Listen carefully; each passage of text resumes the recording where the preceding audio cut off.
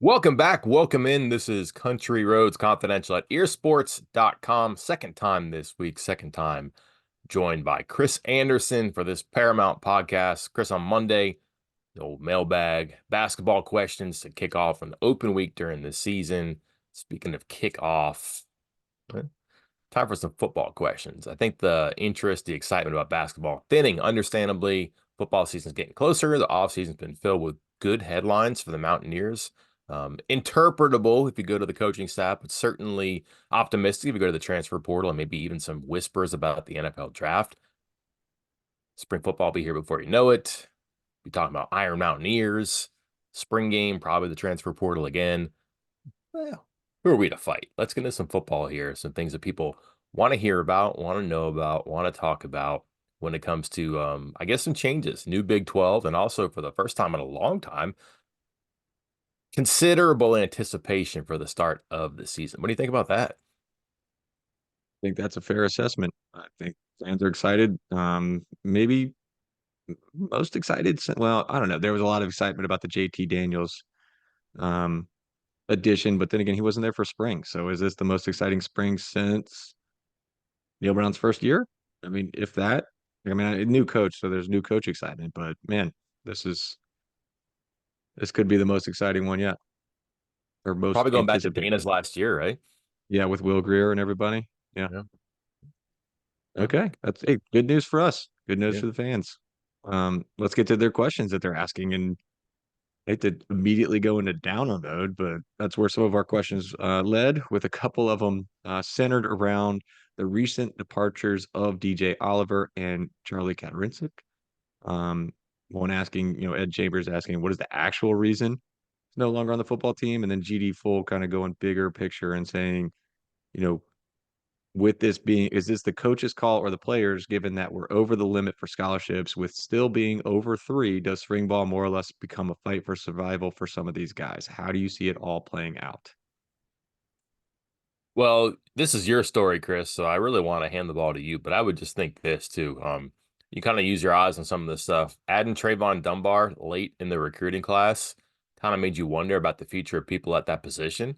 And you probably thought Justin Johnson, Jalen Anderson. Justin Johnson's still like on his own little cloud in the portal. Jalen Anderson's still on the team.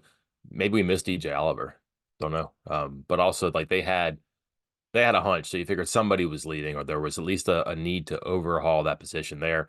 And then offensive line, believe it or not, Chris, this is what happens when you have a good offensive line now. It just is. Like you're going to have quality players that you bring in, but you can only accommodate so many. They spend a lot of time on their offensive line, and this kind of dummies it down too much and it makes it inhuman. But like, there's going to be collateral damage, and sometime a guy is going to play a position and realize that there's two or three guys who are his age or younger at his position, and he knows. Guys know. I say this a bunch, but guys know. And sometimes they know that they're not going to beat the guy in front of them, or they know that they're not fit for this particular job and they go somewhere else. That is my 1,000 yards away view of this. You were much closer to this than I was. I haven't heard anything particular, like, oh, he was so mad, or they got in a fight, or somebody got in trouble, or anything like that. Nothing like that. I put it on the board. I said, look at it this way. Look at the running back room to start. DJ Oliver was fourth out of the four running backs, most likely, that were on campus at this point in time, with two exciting young running backs that the coaching staff likes coming in. And then Kadarincic, he's what? I think there was going to scheduled to be 13 offensive linemen, scholarship offensive linemen for spring ball, and he was 12th or 13th out of those 13 as far as, most likely to play.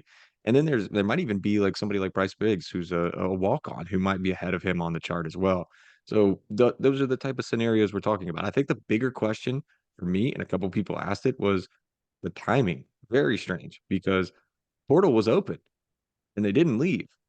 Then they waited till the portal closed before they left, which means they're technically not in the portal, which means they technically cannot talk to other schools at this point in time. So they're kind of just in limbo, not on a team, not really technically, wink, wink, setting up their next landing spot.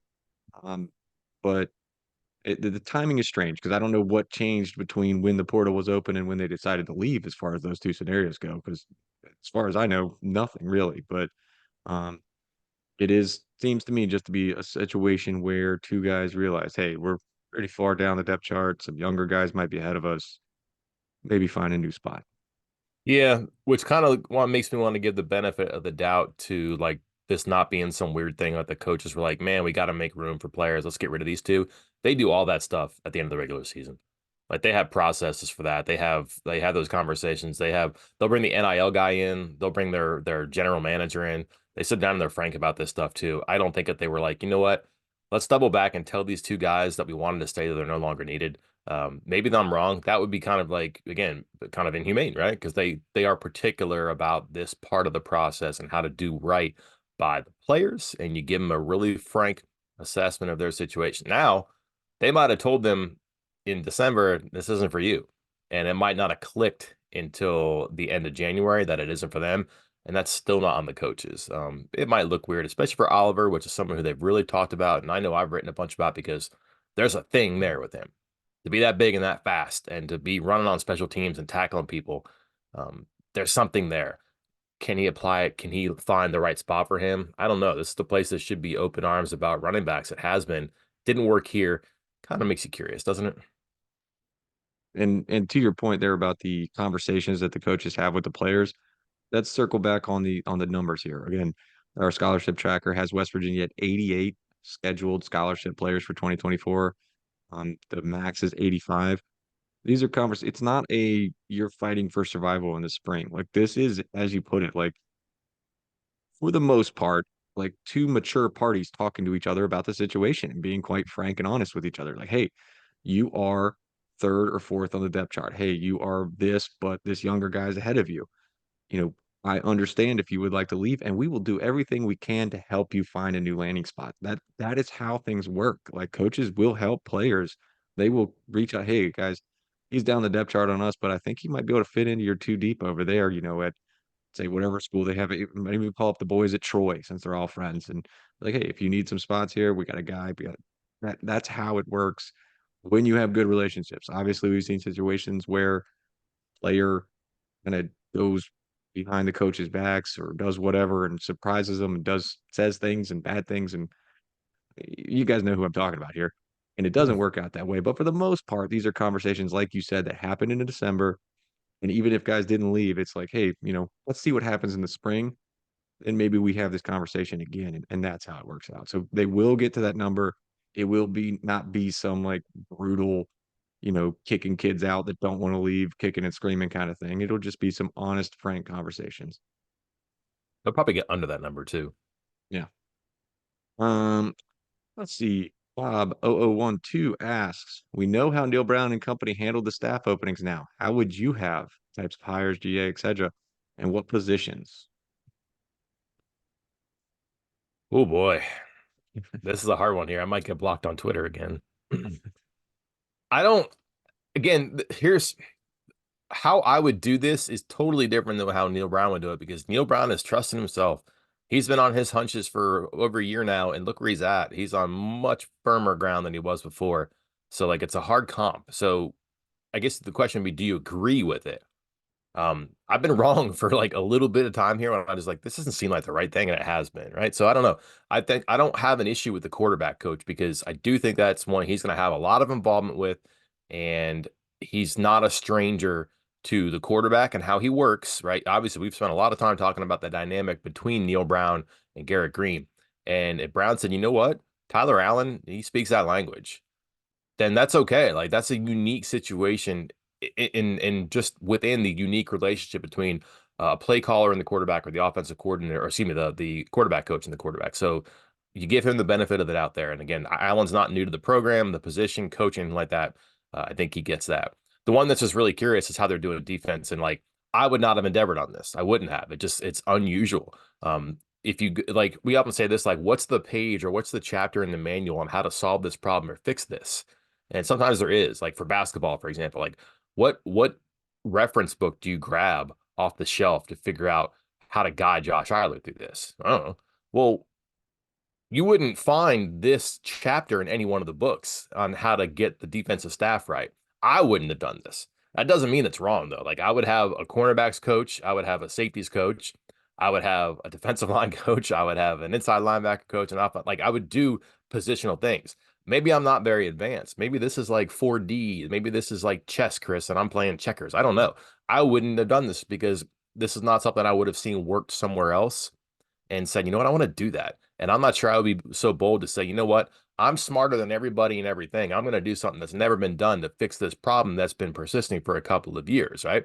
That's just not what I would have done. That doesn't mean it's wrong. It doesn't mean I'm going to be more critical or less critical of it. I'm going to be very curious to see how it works. But the quarterback thing, whether it's Tyler Allen, whether it's a Michael Burchett, guys like that who are like not necessarily names, but have been on staffs, whether it's at Houston, whether it's at Jacksonville State, whether it's at West Virginia in different capacities, that know Neil Brown, that know how he works with quarterbacks. That's okay. Like I could certainly nod my head at that. And I'm not even sure I wouldn't have done that myself, or I wouldn't have grabbed that reference book off the shelf. The defensive one is so far gone for me that I need time to see how it works. And I would not have conceived that idea on my own. We're in the same boat on this. Again, not the Cabral hire might be great. Like he seems like he has a solid resume. Seems like he is somebody who could really help out with that position that he's going to be coaching.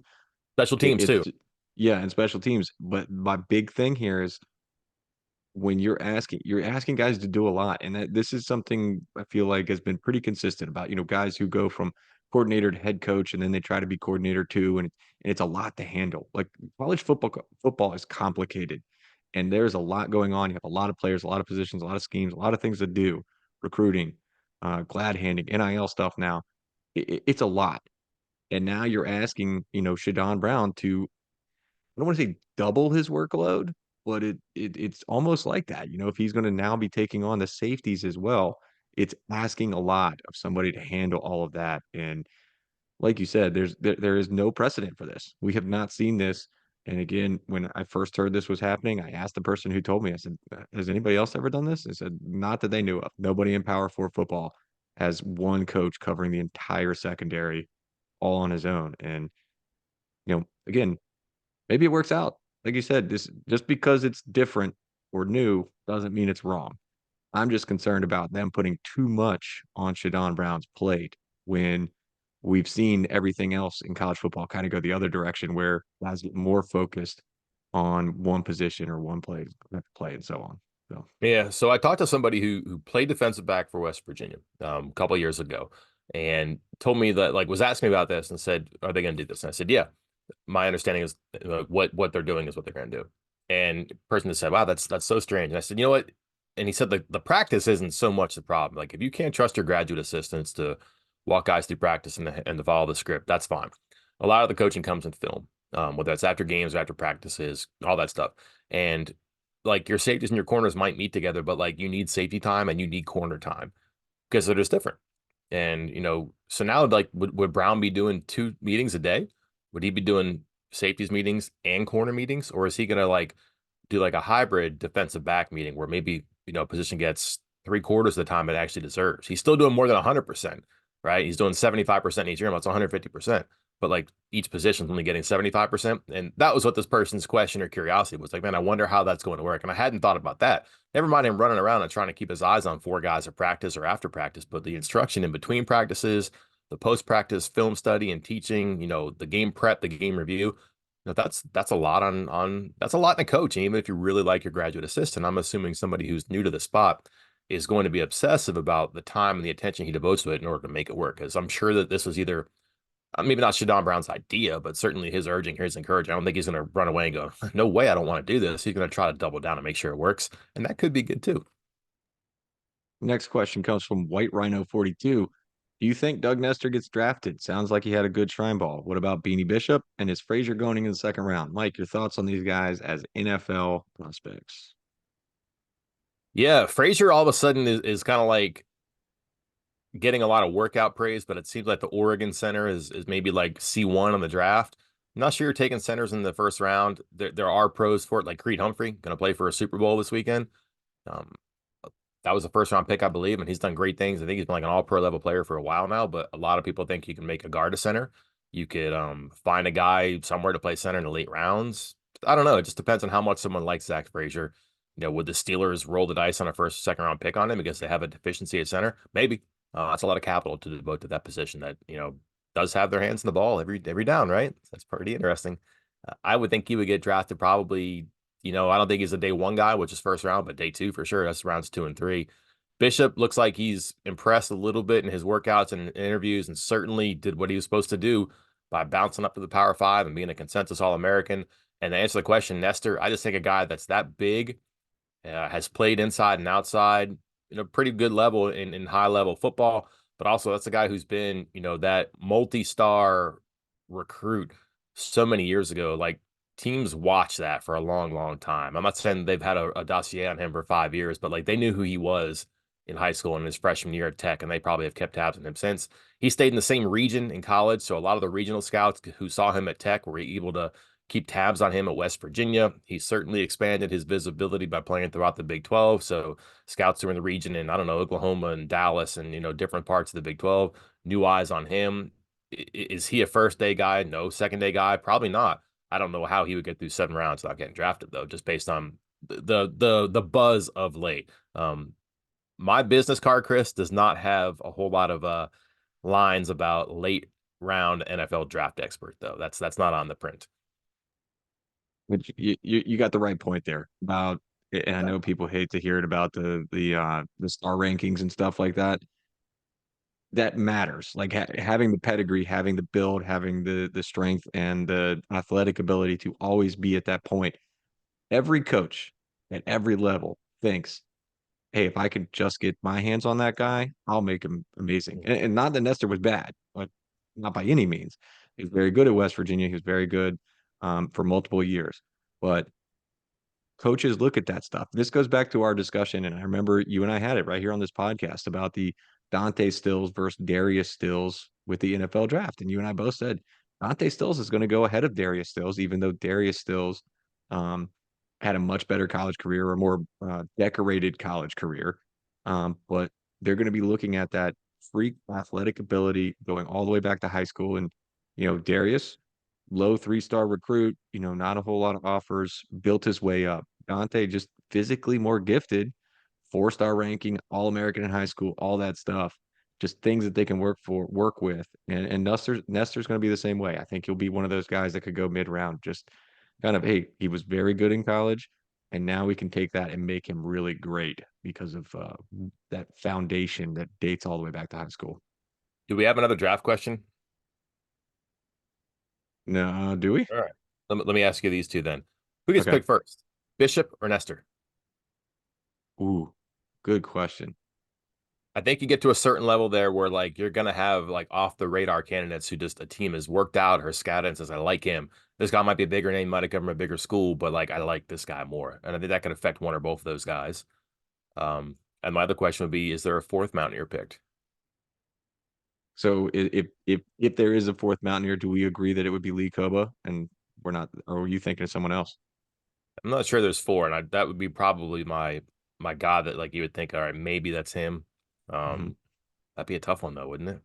Yeah. I mean, I like him. I liked his size. He looks like he plays bigger than maybe he actually is. Again, so much of this comes down to measurables and everything and testing and stuff like that. And where can he fit? And that's probably going to be end up being the biggest questions for him. Like, is he a true middle linebacker in the NFL? I think a lot of NFL scouts might look at that and say no. But he has shown an ability to like kind of get after the quarterback. So is it somebody that maybe you can slide outside a little bit? Is he quick enough to handle that? The biggest downside, I think, may not be the size, but his ability to defend the pass. Like the NFL, more than any other level of football, is all about passing and being able to defend the pass now, or pass rush. And I don't know if he's an elite pass rusher, and he's certainly, or at least so far through college, has not been very good at defending the pass either, which kind of makes him not a one-trick pony, but kind of pigeonholes him into a certain spot that may make it difficult to draft him. I do not want to hear the David Long comps. It's not fair. David could really move. Like that guy was again not big. He's nevertheless made it as a Mike in the NFL, and he could really run and cover. And again, like a billion times I said this, he would not get blocked. He was just too good, too loose, too fast around the edges. You couldn't block him. Koba's a bigger guy, maybe like comes to mass and weight, doesn't move as well, isn't as fast, and probably isn't as good in coverage as David is. So I get the height and the West Virginia thing. I understand that, but there's way more to that comp. Next questions. It's a couple of them, both related to uniforms. First one from CE5588. Mike and Chris, what have been your favorite WV uniforms? And what would you do different for the next set? Do you have a favorite? I'm monochromatic just because I just like that look. So I like, with the exception of all gold, I like blue on blue. I really like white on white, and that from helmet to pants. Never been a fan of the all gold. Never mind. I know people have like PTSD from the 13-9 game. That's fine. But I like monochromatic. I don't have like designs in these things, but I think it's when you can show me the different traces and highlights and accessories, I'm like, oh, that's cool. But that's not something I really look at when I watch it on the TV because you can't see it when you're on TV sometimes, right? So Yeah. like I think about those basketball uniforms that had like the screen print of was it Woodburn or maybe yeah, Woodburn and like Jerry West. I couldn't see that on the court when I was watching the game from press row. So it didn't really matter to me, but yeah, that's cool. That is not something that really sticks in my head for football when there's different highlights and accents, whatever.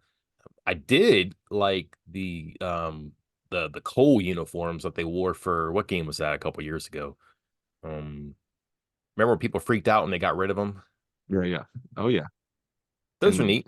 Was it yeah. for was it for a pit game? I can't remember.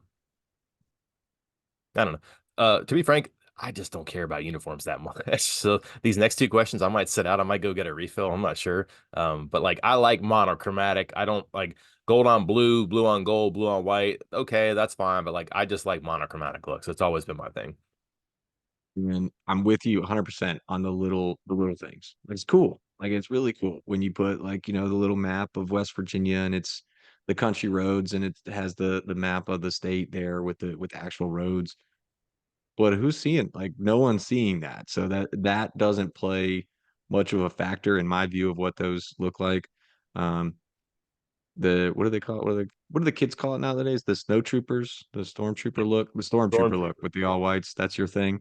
Um I'm good with those. I think those look cool, especially at night, like when you can go with the all white like that. Um, big fan of the all blue, just like you said. Ooh, Um, gray. Forgot about gray. yeah, but I don't know. I'm with you. It doesn't matter to me. It does matter to recruits, so you do have to kind of keep updating it every few years, and they check that out. They are interested in that, which leads us to our next question from Preston Co. What are you hearing on new uniforms for football, maybe basketball this year? Are we getting new uniforms? If so, anything about the direction Brown and Baker are taking them? No idea. Honestly, I read Okay. this question. I was like, did I miss something? No idea. I've it's if I'm a bad beat writer for this, guilty, I guess. Just the uniform thing when it comes up, I don't know when they're due. I know like the Nike Elite thing. I used to talk to Huggins about that quite a bit. But I don't know when they're due, what's up, what's coming. I have no idea. I don't even know how old. Didn't they just have the new font like 3 years ago? We're like, oh, this is the future. Like now it's not good anymore. I have no idea. I'm pleading ignorance on this one here. You can aim your arrows at me. That's fine. I get it. Just I'm not up to speed on this one. That's what you Well, come just for, to right? yeah, I mean, well, just to let everybody know, the answer is yes, probably in the next year or two, because it usually happens every 5 or 6 years. I believe the last set was Neil Brown's first season on campus, and that would make it's not going to be this year. Like I think we're too far gone, too close to the season for them to really be doing that. I mean, I know it's still several months of the season, but I think more will be coming out about that. But maybe 2025, because again, now you're getting into the 5, 6 year window, and you're looking for something new and fresh for Nike to roll out. I don't know how long those deals are that the school usually sets up with Nike, but I imagine it's pretty much around that length because that's about how often West Virginia's got new uniforms. So how dramatic do you think they can go? I say this is like I'm a Liverpool football fan, right? Have you seen their uniforms? No. Okay, take a second. Like this is a red and I don't white watch flag. soccer. This is a red and Me white too. scarf next to me, right? Yeah. When you're free, Google like the Liverpool kits right now. Kit, not uniform, kit. And you're gonna be offended by this. I promise you, right? The colors and the hues, it's outrageous to me sometimes. Like I'm not buying one of these. And I understand like the reason you make them is because people are gonna buy them, like and fans Is grow this up. green and white? Am I looking at this Oh my green and white? God, yeah. Okay. Not my thing. That That's my club. Not my thing. And I just can't imagine like I have like Torres and Gerard jerseys that are like red and white. I'm like, I'm not buying this, like I'm not buying a Van Dyke jersey, period. But like I'm not buying a green Van Dyke jersey because this is awful. So how dramatic can you get? Like you're never gonna go away from the old gold and blue, I guess. But like, what if they were like, you know what, we're gonna do canary yellow and black, coal, Um, like something like that? Like, would people be okay with that? I have no idea. But like, that's like that would be a dramatic uniform shift for me. But if you're like, you know what, this blue is well, it's just a little bit darker over here, and we have some nice accents of the white with the gold. Like, oh, okay, cool. Do we have to like roll out like a fashion show and the catwalk on the 50-yard line of the spring game and auction off like what Rasheed Marshall is wearing here? I get that's why they do that, but like I just don't know what the difference is and like how excited they are to get about it. And again, this is like old man yelling at the cloud stuff, I guess. I don't know. Just I've never gotten that, but I've never actually bought a West Virginia jersey. So like people can light me on this, I guess. And if they can figure out what's coming and what's new, cool. Because that's probably who they're pitching this for. Not for me on a podcast to talk about. Obviously, probably not doing very well on this, but the whole like obsession about this makes me go back to whole like so much is changing. Are people okay with this? But like how much is actually changing? It's still going to be the blue, the gold, the periodic gray, I guess, unless they're doing away with that. But I also just wonder if there's like something dramatic out there, like the black basketball uniforms, even the gray. That's dramatic. It's a bit different than what you're used to, but like how far do you go on this? I don't know. Next question comes from Luke Zoolander 01. Out of the current football assistants, who is the best recruiter? You want me to hop in and take this one? Yeah, go ahead because I have my answers. It's not the right answer, I'm guessing, but I'm curious. No, I mean, I think really it's going to shift from cycle to cycle, first off. Second off, some guys are just naturally not really put, I want to say, not put in a position to be the best recruiters. Just given, like, hey, like a quarterback, like, presumably Tyler Allen's going to take over the same kind of situation as Sean Reagan, and it's just going to be like, hey, you are spot recruiting quarterbacks, and you're only going to get one, maybe, each class. And maybe you recruit a couple kids out of a certain high school in Alabama, like Reagan did, and that's it. So like some guys are just not going to be part of this conversation, no matter what happens. But as far as the most recent cycle goes, which in the world of recruiting, that's all we care about. Look at somebody like Chad Scott. Look at somebody like Shadon Brown. Both of them very much involved in a lot of guys on at a lot of different positions. Not only their positions where they are recruiting. Again, that running back room looks great. The defensive back room, they really added a lot of players and kind of shed some kids that they got commitments from. And we're like, hey, we got too many now, and we got to get rid of them. And both of those guys have done well with that, and also recruiting into like their recruiting territories for other positions as well. Sometimes to think about like the position, you have to have a certain personality to do it. And I think that like for a long time now, people have said that like wide receiver is the diva position. And just like a couple years ago, Neil Brown said it doesn't make a whole lot of sense to have a ton of receivers in your roster because you can only get the ball to so many, and like sooner or later people are going to get upset. But like I'm not saying Bilal Marshall is a diva, but like he's from South Florida. He played the position in college. I think he can speak their language, and I think that not necessarily that he's only going to recruit receivers, but I think that diva thing is like you can connect to a number of kids on different levels, not just receivers. You can speak their language there. So I think that he can connect and like not surprisingly, Brown has had a lot of good things to say about him as a recruiter. On the other side, like where you recruit, I think is important too. And like Jeff Coons, like that's an upstate New York guy, but I can just see him fitting into rooms in Western Pennsylvania and Southeast Ohio. And I think you said this last time, Chris, they've kind of repositioned him to go into Ohio and do more work there that I believe you said Dante Wright had vacated, correct? Uh-oh. Oh, I had myself on mute. Dante Wright had the northwest portion of Ohio up near like what is that, Toledo and stuff like that. While Jordan Leslie had central and southern, and now Jeff Coons, it seems to be a little more involved in other spots as well. And just his personality, middle linebackers, special teams, like that's just a fit. Like the way those people are up there in the living rooms he's going into, the communities he's going into, I think he can blend in pretty well there too. So they've got a mix of like players and backgrounds on the staff, like their experience and also where they're from and how they can fit in. They're I don't know if chameleon's the right word, but you can see that there's certainly some personality slash recruiting versatility that works out pretty well. All right, names only on this one, Mike, from D Sprad. Your picks, early picks, predictions for MVP of spring football. Give me two on offense, two on defense. All right, let's do the non-Garrett Green edition then. How's that? Yep. Um, Jaheim White, just because like I don't think you're going to see a lot of CJ Donaldson, and they're just going to be kind of at a shortage there. And why not let him take off? And I just think like the tight end thing of Cole Taylor, like that's just the natural one we get fixated upon. You could say Hudson Clement, you could say Traylon Ray. I get that, but just there's something next level with Taylor that they kind of scratched, tickled the surface with last year. They can really get into it, and why not do that in the spring? Yeah. My pick would have been Traylon Ray there too.